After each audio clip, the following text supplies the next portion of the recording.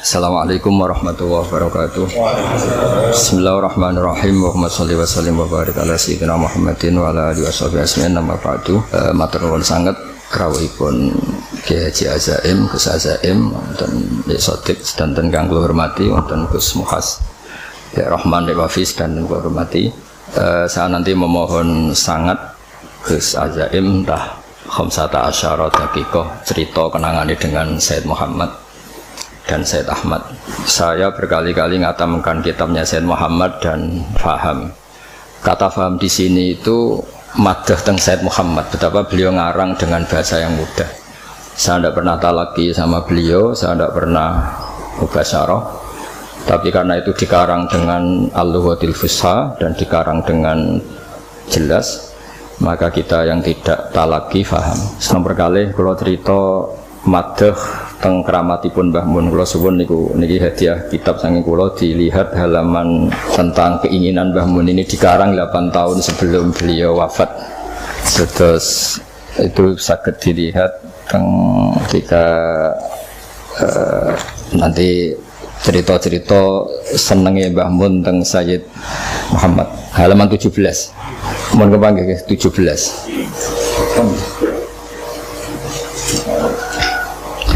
Sudah ketemu ya. Ini perlu dicatat bahwa Mbah Mun ketemu terakhir Sayyid Muhammad niku 1422 sama 23. Kalau wasif Bismillahirrahmanirrahim. Beliau cerita pokoknya ini 8 tahun sebelum Mbah Mun wafat.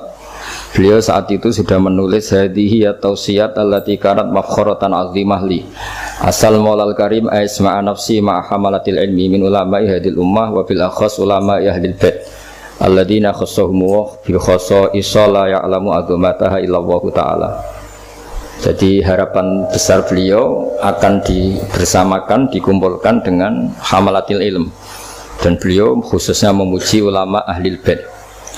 Dan setelah 8 tahun itu beliau wafat dan ditakdir dimakamkan dekat Abu Yazid Muhammad. Jadi ini keinginan-keinginan Mbah Mun yang ditulis dan dikabulkan Allah secara zahiran wa batinan. Jadi secara batin tentu beliau secara maknawi andaikan dimakamkan di sarang pun beliau pasti ma'alladzina an'ama Allahu 'alaihim minan nabiyina wasiddiqina wasyuhada'i sholihin. Tapi beliau juga dituruti secara zahir juga, yaitu dekat Sayyid Muhammad dan keluarga besar Abu Ya Al-Maliki. Karena beliau ngendikan ayat sema'a nafsi. Nafsi itu lebih ke fisik. Jadi sebetulnya kita sudah yakin secara roh itu pasti al-arwah junudun majannada, tapi beliau juga dikumpulkan secara fisik. Nah, ngukur mahabbah beliau kepada Abu Yazid Muhammad Al-Maliki, saya beri contoh beberapa halaman, saya nanti memberi minimal 3 halaman ya. Betapa beliau akhir-akhir itu harfan bi harfin, kodaman bi kodamin, sama sekali tidak dirubah takbir yang dari Sayyid Muhammad. Ini sama lihat halaman 21 ya, halaman 21 yang mulai wa ukhilul mujaz. Setelah itu as-sanadul muttasil, terus 3 dari bawah wa ukhilul mujaz. Ini di Abu Ya halaman 16. Ini kan tulis fi syekhina halaman 4 yang ini kan benar-benar wa ukhilul mujaz ala sadati al-mukhtasar alati dominat tulasan itu kutub as-sittah. Iya, sama sekali tidak ada di. Saya baca ya, beliau menyebut tentang Sayyid Muhammad, padahal beliau itu muridnya Sayyid Alawi, tapi memuji Sayyid Muhammad. Qala syekhi wa syekhu abna'i wa tullabi al-allama Sayyid Muhammad bin Ali Al-Maliki. Jadi beliau memuji Sayyid Muhammad dengan begitu takdimnya, qala syekhi wa syekhu abna'i wa tullabi al-allama Sayyid Muhammad bin Ali Al-Maliki. Beliau ketika cerita sanad wa ukhilul mujaz, artinya ukhilu itu diikhalahkan, saya tidak perlu nulis sanad lagi karena sanad itu untuk al-mujaz, bacanya al-mujaz karena dari fi'il madhi ajazah. Jadi mujaz itu yang dikasih apa? Ijazah ala thabati al-mukhtasar alladhi dominatu asanitul kutub as-sittah. Nah, ini terus bisa dilihat lagi jenengan di halaman berapa itu? 22. Di Sayyid Muhammad ini sekaligus disaksikan Gus Azaim di Sayyid Muhammad halaman 36. Ini mulai wa ukhiluhu fi tafsilil asanid alal kutub. Yang wa ukhiluhu fi tafsilil asanid al kutub al musannafah. Iya, al-bab wa ya kutubul faris wal asbab. Sama sekali enggak ada yang gitu. Terus wa khusu bi dzikri minha asyaruha fi hadhil maqam wa khusu bi dzikri minha asyaruha fi hadhil maqam. Jadi saya sangat hati-hatinya di sini di sesinya dengan ini. Kemudian ini kan yang kita sudah saat tadi Al-Ikhtisari dalam masjid. Itu semuanya harfan kita. Jadi enggak intah kita sarroh itu bimak sampai dekat. Terus ini cerita ya mahabbahnya seorang Mbah Maimun, guru kita semua kepada Sayyid Muhammad, sampai beliau yang biasa bahasa Arab fusha dan menukil bil makna atau bit tasarruf, tapi kalau sudah dengan kitabnya Sayyid Muhammad semuanya itu intaha bi hurufi, satu huruf pun enggak ada yang dirubah. Jadi ini agak unik bagi saya, ini luar biasa. Jadi ini tasarruf kita, kenangan kita. Terus yang terakhir, saya kemarin belajar ad-da'watut tamah karena beliau ngendikan di Al-Iqdul Farid wa nakhtimu hadil wasiyah sampai seterusnya wa in arada ma'rifatat tariq al-khassa wal adab al-masyru'ah falzam mutalaah ad-da'watut tamah wa la yaktasiru ala sartiha biqasdi tabarruk kama yaqulun. Jadi di antara pesannya Sayyid Muhammad enggak boleh ngaji khataman kilatan kalau di sini. Wala yaktasiru ala sartiha biqasdi tabarruk kama yaqulun. Walakin yaj'alu ammahu fahman wa tafhiman. Fatil kabarakatuha al-haqiqiyah idza taronat bil amal. Jadi beliau berpendapat nek niat ngaji nganti faham dan memahamkan orang lain. Tidak cukup iktisar ala sartiha biqasdi tabarruk kama yaqulun. Jadi beliau termasuk kritik yang khataman tapi tidak faham. Karena itu dikritik, alhamdulillah kita yang tidak khataman, yang tidak paham. Jadi ya, tapi ini cerita betapa. Dan saya ini tahadus bin nikmah. Semua kitabnya Abuya dan paling tidak kebanyakan. Saya cara sinau itu tak takriri karena memang saya butuh istilahnya kalau dalam kitab misdaku dzalik. Misalnya Ahwala Mbah Mun yang sering datang ke Umarok misalnya, ternyata di kitabnya Sayyid Muhammad di judul Imam dari Hijrah Malik bin Anas halaman 79 beliau ngendikan waqala haqqun ala kulli muslimin, ini ada harokatnya. Kalau tidak ada harokatnya tak baca haqqo, tapi ini ada harokatnya tak baca haqqun. Haqqun ala kulli muslimin aw rajulin ja'alallahu fi sadri shay'an minal ilmi wal fiqhi ayadkhula ila di sultanin ya'muruhu bil khairi wa yanhahu 'anil syarri wa ya'idhuhu fa idza tasafal alim bidzalika fa huwa al fadlu alladzi la ba'dahu fadlun. Fakana yu'tabaru hadza fadlan 'aziman ulama lidha yajibu alim ayazurul umara min ajli ayakunu fi safil ulama. Fayasula tatbiqu ma ja'a bi sayyidina Muhammadin sallallahu alaihi wasallam. Terus kata beliau mengisahkan ulama dulu, laula anni atihim ma ra'aitu lin nabi sallallahu alaihi wasallam fi hadil Madinah sunnatan ma'mulan biha.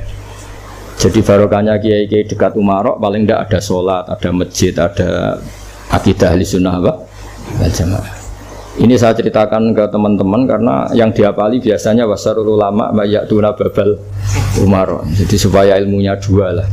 Ada yang riwayat mayatuna, ada yang riwayat mayati. Itu kalau mayati berarti mura'atul lafzi, kalau yatuna mura'atul makna. Jadi beliau jelas ngendikan artinya ketika Syekhina Kiai Maimun kerso tarbiyah kepada Umar, memang dari diantara yang didahulukan Sayyid Muhammad, hakun ala kulli muslimin aw rajulin ja'alallahu fi sadri shay'an minal ilmi. Itu ayat khula ila di sultanin ya'muruhu bil khairi wa yanhahu 'anil syarr. Mungkin yang membedakan kita akan ngajukan proposal, tapi yang jelas itu sama-sama masuk di sultanin. Ya, kalau tidak bisa persis ya niru masuknya. Tapi yang jelas itu ini untuk pembandingnya. Jadi ini termasuk khataman ketiga saya kitab Syariat wal Khalidah. Khataman kedua saya ini alam itu saja. Kemarin ada rektor UI kesini ya tak ikut khataman Syariat. Ini ada jenengan. Dan ini nanti kalau mohon entah berapa menit bisa saya cerita kenangan dengan Abu Hasan Muhammad.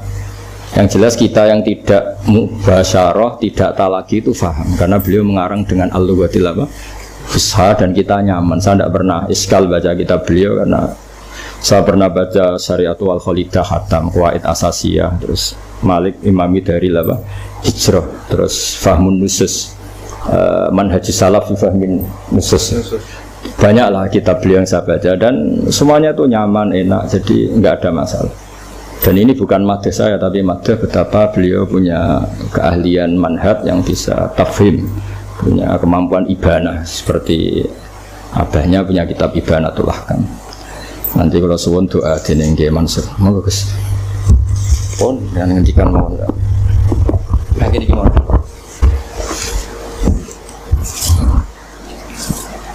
Assalamualaikum warahmatullahi wabarakatuh. Hamidan lillah wa musallian ala Rasulillah sallallahu alaihi wasallam. Wa ba'du. Ramai Bahuddin Nur Salim hafizahullah taala, para asatidz, para sepuh, para santri hafizahumullah jami'an. Ini kesempatan baik dan di hari yang baik, insyaallah berkumpulnya kebaikan pertanda semoga dikersani Gusti Allah termasuk orang-orang yang baik. Imtisalan bi amri, saya melaksanakan permintaan. Tadi beliau juga sudah ngasih warning ya, ad-dhaif kal majid katanya. Waduh gak iso ngopo-ngopo iki. Kudu nggih nderek mawon. Kenangan kami, saya katakan kami karena ada satu angkatan yang cukup unik. Satu duf'ah, satu gelombang tabaqat yang hidup di dua era. Peralihan antara zaman Abu Yazid Muhammad Al-Maliki dan Khalifah beliau Sayyid Ahmad Al-Maliki, termasuk Gus Idror yang kemudian dipanggil Maimun oleh Abuya. Itu ka'annahu isyarah ya, yang bakal menempati kesepuhan ya, kirangan. Dan beberapa gawagis putra-putra yai lainnya yang seangkatan kami waktu itu. Dan hari ini terbukti bahwa kami hidup di masa peralihan. Gus Idror juga pulang di masa peralihan.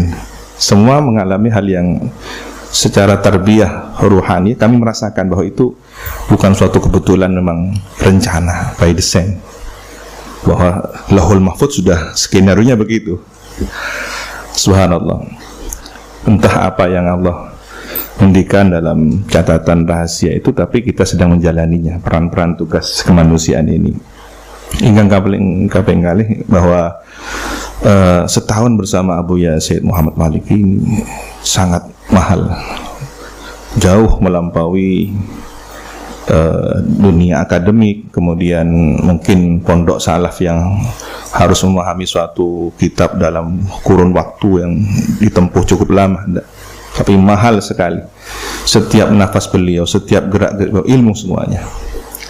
Apa yang kami rasakan hari ini marojiknya yang selama setahun itu luar biasa. Termasuk yang paling menjadi kenangan ya, iskal kami selama di berbagai pondok pesantren. Kita kan di pondok salaf itu rata-rata ya zahid, kiainya sebegitu, kemudian menghindari hal-hal yang berbau materialisme dan semacamnya. Kadang kita iskal ketika Romo Yai kok punya mobil bagus kan gitu, Romo Yai kok rehab rumahnya kok wah ini. Tapi begitu melihat Abu Yazid Muhammad Al-Maliki, kejawab semua. Dan ternyata beliau sudah menjawab di kitab Malik bin Anas, Imam Darul Hijrah. Jadi profil beliau ada pada Sayyid Muhammad Al-Maliki. Bagaimana kiai itu harus kaya, bukan untuk menunjukkan kesombongannya, tapi untuk menunjukkan manil ghariyul haq yang Allah berikan kepada al-abd. Jadi ketika harta yang soleh ada pada orang yang soleh, ini kan berarti kesolehan double kan begitu. Itu yang hari ini perlu menjadi jawaban. Saya sepakat dengan Gus Baha ketika kita harus mempromosikan Kiai kudu sugih ini ya. Tapi yang dimaksud adalah harta yang soleh ada pada tangan orang yang soleh kan begitu. Di mana fenomenanya ya, ketika hari ini ngapunten, dunia pesantren sudah sangat menjadi tertarik di kancah nasional, dipolitisir dengan segala kepentingan dan suaranya.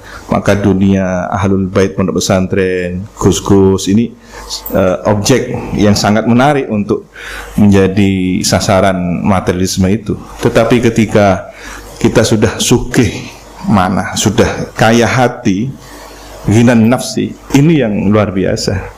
Maka kekayaan fisik ini hanyalah menjadi sarana untuk penguatan dakwah. Ini yang kedua. Jadi semua kejawab. Bagaimana pakaian beliau yang super mahal untuk ta'lim. Kemudian bagaimana keseharian beliau yang tidak dilihat orang lain, ya sederhana. Tetapi ketika untuk menampilkan ilmu, menghormat ilmu, ahlul ilmi, parfumnya yang sangat mahal, imamah dari bahan tekstil yang terbaik, dan bagaimana cetakan kitab beliau dengan cetakan yang terbaik juga, kan begitu. Kemudian yang ketiga, sebagai ahlul ilmi, beliau mengendikan kalau Romyai Maimun Zubair ahmalatul ilmi, ini yang kita cari selama ini, keresahan batin al-fakir ilallah, ketika mendengar hadis bahwa Rasulullah mewasiatkan kepada umat ini dua, kan begitu, Alkitab wa sunnah. Di hadis yang lain, ahlul baiti itrati, ahlul baiti. Tetapi kemudian ketika Allah memberikan rizki bahwa guru kita, syekh kita ini adalah, ia juga beliau hamalatul ilmi dari Al-Quran dan As-Sunnah sekaligus itrah, ini kan sudah cukup lah. Kaya, kita punya guru semacam ini sudah super kaya sudah. Bahwa wasiat Nabi ada di depan mata, ada di pundak kita, tinggal bagaimana kita menjaga hubungan ini. Dan Abu Yang ngendikan bahwa murid yang baik ketika dia menjaga wirid gurunya, kemudian ilmu gurunya, ini adalah wafa, kesetiaan. Jadi setia itu bukan hanya sebentar-sebentar sowan, sebentar-sebentar kadang-kadang ya malah ngeroti guru nih, kan gitu. Ya, iya. Bukan itu, tetapi ketika kita di tempat yang berbeda dengan tugas yang ditempatkan oleh guru kita, masih ada ittisal ruhani bil aurat wal adhkar, kemudian biluzumil al-kutub, taklifat beliau. Ini adalah wafa dalam makna yang sesungguhnya, karena beliau tidak ingin hanya sebatas fisik, sampai akhir hayat gak betul-betul ke pondok, kan enggak. Tapi kan intisyarul ilmi itu kan tersebarnya murid yang merupakan anak, tidak hanya secara fisik, tapi kemudian ada ideologi yang lebih penting. Ketika ini adalah intisabnya bil ilm, ini yang akan melahirkan generasi yang diharapkan masuk dalam khairul ummah yang dibanggakan oleh baginda Nabi Muhammad SAW. Saya kemudian mengamini dawuhnya Mbah Mun bahwa ada tiyakunu ahlul minadiril wujud, ini kita rasakan betul luar biasa, kumpul dalam satu. Nah, kemudian ujian yang perlu dihadapi itu adalah ketika intiqal syekh minasyekh, dan itu kita rasakan bagaimana karisma, haibah, syuhra yang ada pada Sayyidil Wahid Abu Yasir Muhammad. Lalu kita harus belajar dari nol pada khalifah beliau Sayyid Ahmad Al-Maliki, Syekh Noto tidak mau daras sampai sekian lama, sampai ada isyarah baru kemudian daras. Kemudian dari tahapan yang paling awal, setiap mau taklim syarat, sekarang tanpa seratan langsung waridat mu'alir. Kita diajari 6 tahun bagaimana beliau di 6 tahun pertama itu luar biasa. Dan kuncinya satu, istaqim kama umirt. Ini sudah pokoknya mustaqim dah. Orang mau bahas apa, mau komentar bagaimana, jalan saya di sini, tugas saya di sini, wis kenceng. Jadi kalau ada istilah anjing menggonggong kafilah berlalu, is bener ya guys. Jano jangan wis menggonggong kan. Kita harus jadi kafilah yang menjadi musafir yang sampai ke tujuan. Kalau tidak, kita akan tolah-toleh dan tidak pernah sampai kepada tujuan. Nah, hari ini gonggongan itu tidak hanya suara, tapi tweet, komen, tulisan status, diunggah dan semacamnya.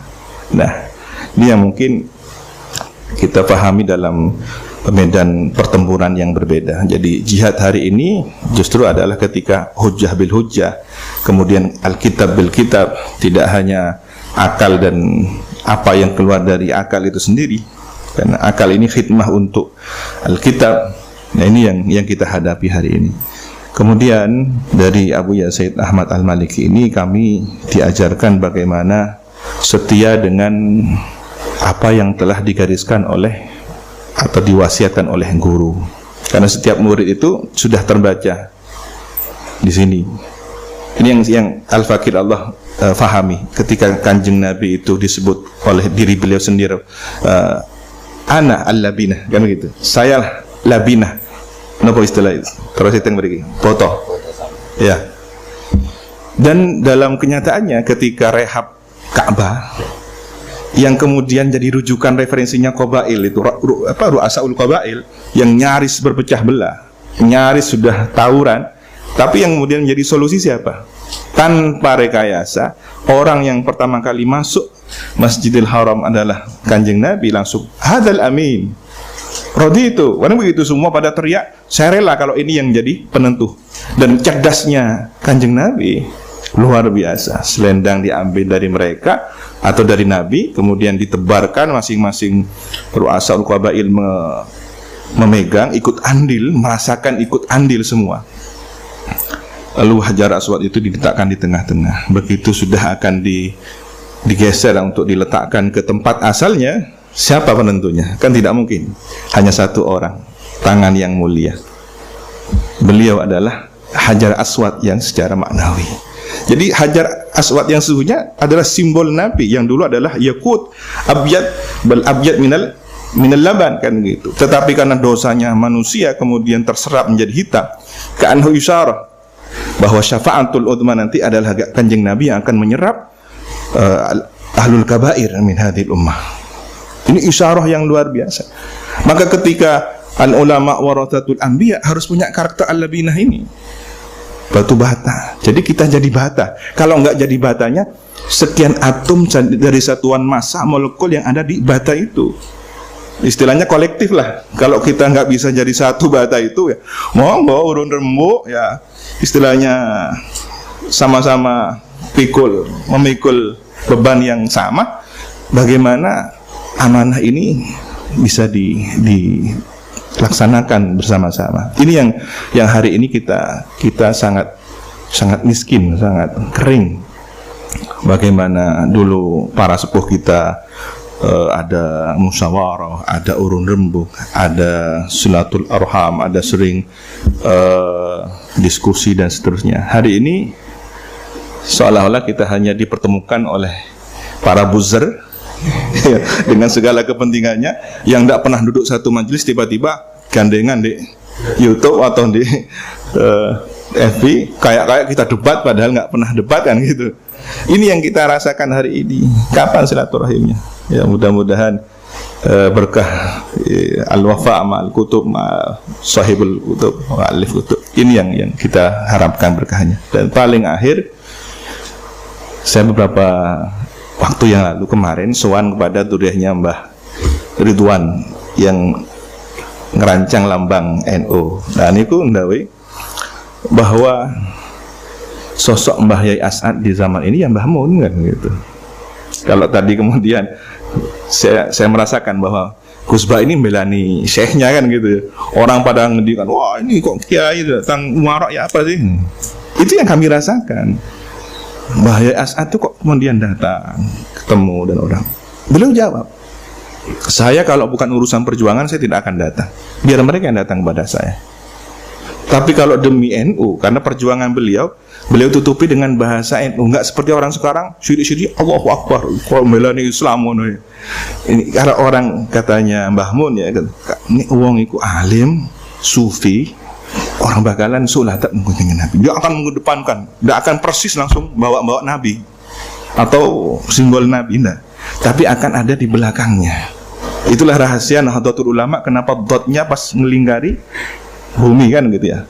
Nabi kan yang dahulu ana afsahu man nataqa bid-dhahr. Jadi Kanjeng Nabi sudah, jangan yang lainnya. Al ulamanya di sebelahnya, Nahdlahnya di sebelahnya, tapi dotnya tengah-tengah. Itu adab. Maka orang berjuang di NU itu ojo ngendelno ilmu ini, ojo ngendelno strategi dan harta serta popularitas, tapi akhlak. Ini yang akan diterima oleh para masyayikh kita. Ini akan membuat bangga muassis jamiah kita. Kemudian apa dawuhnya dzurriyyah Mbah Ridwan itu?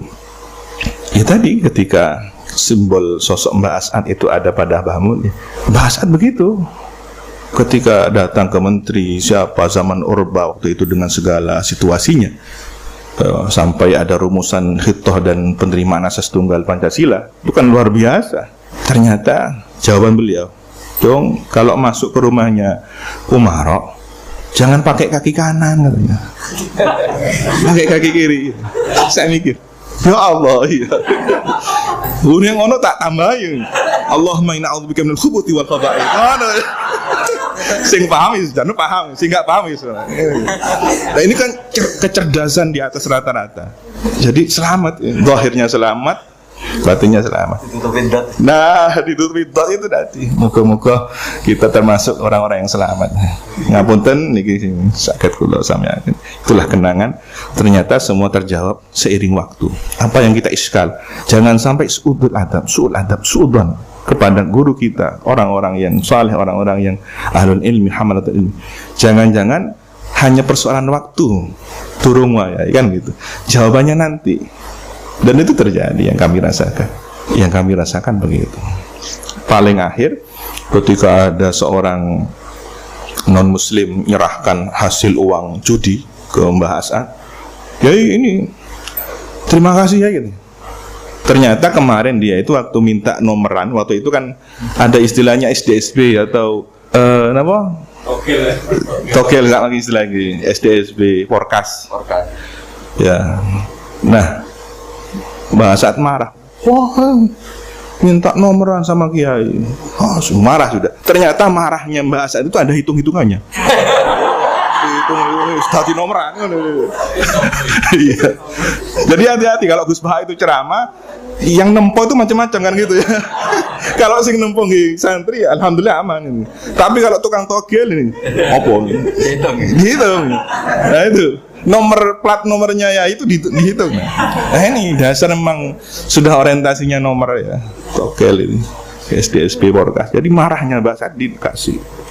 Dan besoknya langsung dapat banyak. Bagi-bagi lah gitu. Ini persentase untuk Yai kan gitu. Anehnya kan gitu. Saksinya itu kan Yai Basori. Yai Basori sering sana, tiap minggu, tiap bulan sana. Ada tugas ngajar tajwid dan Quran. Ini jelas tukang judi, ya. Non muslim lagi kan. Kok daunnya Pak? Sahabat pesanan di sana, suruh taruh di meja.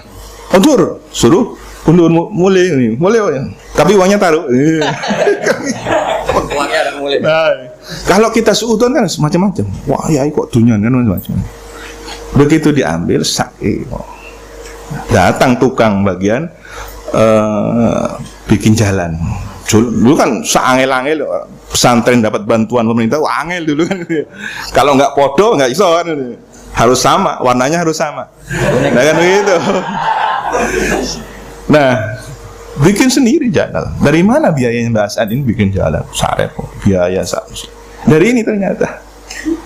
Bingung yang Yai Basori. Gimana nih? Mau tanya langsung nggak berani. Karena Mbak As'ad ini sudah mau kifnya adalah referensi kan gitu. Akhirnya nyari-nyari sendiri, buka. Kok ternyata di Ihya kitab ilmu ada. Jadi makhraj untuk solusi keluar dari barang syubhat atau haram yaitu maslahatul amal. Jadi ketika tukang datang, dong ini untuk jalan deh. Tapi kalau untuk rokok, untuk kopi dari sebelah kanan kan gitu. Kopi, nasi. Ya. Tapi yang untuk jadi asmal, jadi umum, jadi apa itu dari kiri. Subhanallah. Ini kecerdasan yang jarang dimiliki oleh orang-orang yang hidup di zaman ini, orang-orang wara yang kemudian dibimbing oleh Allah Subhanahu wa taala. Ya mudah-mudahan kita ada di jalur beliau, bersama beliau, sehingga apa yang kita doakan tiap hari, ihdinas siratal mustaqim, siratal ladzina an'amta 'alaihim. Ya ini para nabi kita tidak nututi, syuhada was tinggi syuhada ya. Tapi yang salihin ini ada di depan mata kita. Kita hidup dengan beliau-beliau ini. Maka hargai kesempatan emas ini. Ngapunten, an afa minkum ihdinas siratal mustaqim. Wassalamualaikum warahmatullahi wabarakatuh.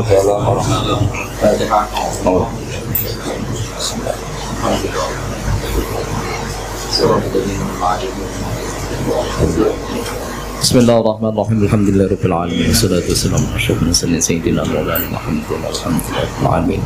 اللهم اجعلنا وذريتنا وتلاميذنا من أهل العباد الخير ولا تجعلنا وإياهم من أهل الشر وجهل الضير. اللهم اجعل أمتنا تائمة وتولتنا قائمة وأولتنا علماء ولا تسلط علينا ظالما. اللهم ألف بين قلوبنا أصلح ذات بيننا واهدنا سبل السلام ونجنا من الظلمات إلى النور وجنبنا الفاحش ما ظهر منها وما بطن من بلدنا هذا خاصة من المسلمين عامة إنك على كل شيء قدير. ربنا آتنا في الدنيا حسنة وفي الآخرة حسنة وقنا عذاب النار. سبحان ربك رب العزة عما يصفون وسلام على المرسلين والحمد لله رب العالمين. الفاتحة. Terima kasih guys telah mendukung kami dengan memberikan like, subscribe, komen, and share. Itu semua gratis, tidak merugikan. Dan kami akan terus berkarya memberikan informasi yang bermanfaat untuk kita semua.